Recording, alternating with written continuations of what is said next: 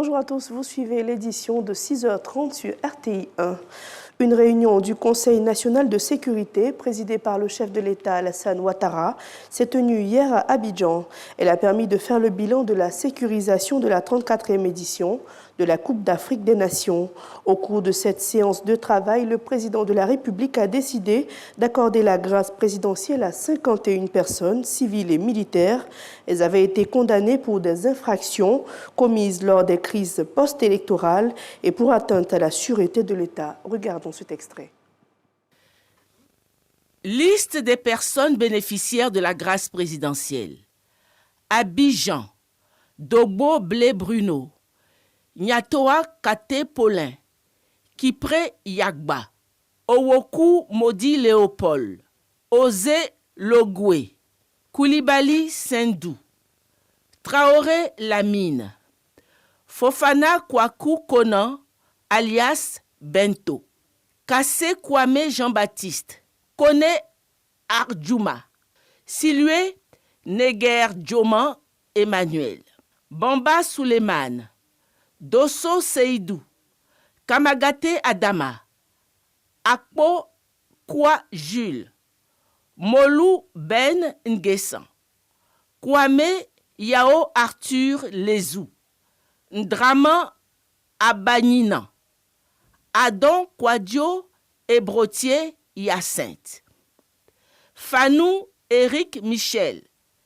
Yao Paul, Degui Tapé Julien Olivier, Adama Kone, Valé Brice Eric, Kwaku Peli, Brou Ala Eris, Digbe Kwadjo Rodrigue Michel, Anou Kwadjo Clovis, Diarasuba Brahima, Balo Azade, Amicia Alexis Pierre, Kone Oumarou, Bakayoko Mustapha, Ouattara Sekou, Diomande Mamadou, Silué Nanga Lassina, Touré Ali Franck, Kone Ibrahim Khalil, Goblé Zike François, Sissé Ibrahima, Afoussiata Bamba Lamine, Kone Kamarate Souleymane,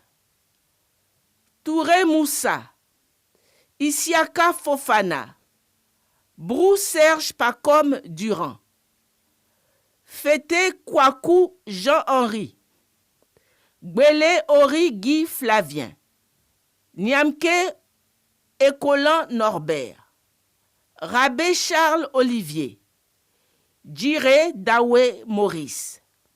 Liste des personnes pouvant bénéficier de la liberté provisoire.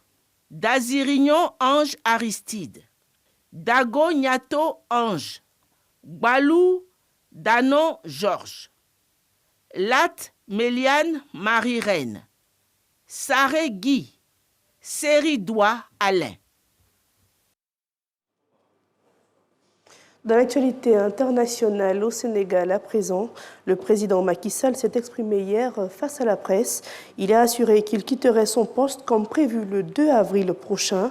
Le report de la présidentielle avait été dénoncé comme un coup d'État constitutionnel par l'opposition, ce qui a entraîné plusieurs manifestations dans le pays. Le Conseil constitutionnel a constaté l'impossibilité de maintenir la présidentielle au 25 février et a demandé aux autorités de l'organiser dans les meilleurs délais.